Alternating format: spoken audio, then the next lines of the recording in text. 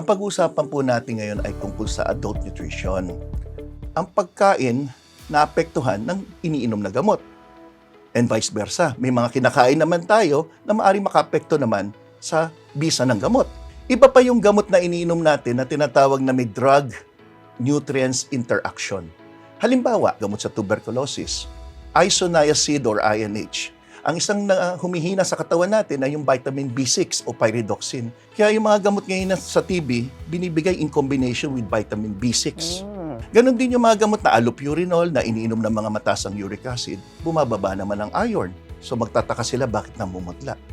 Andyan din yung mga statins, gamot sa kolesterol, na pwedeng magpababa ng CoQ10 or coenzyme Q10 na mahalaga naman sa heart natin at mahalaga din sa muscle. Andyan pa rin yung mga antacid, mga gamot sa nag-hyperacidity, yung mga may combination ng aluminum, magnesium, bumabagsak naman ng calcium o humihina absorption ng calcium. Pero ang tamang nutrition, mahalaga yan para manatili tayong malusog, hindi lang sa pangangatawan, pati sa isipan.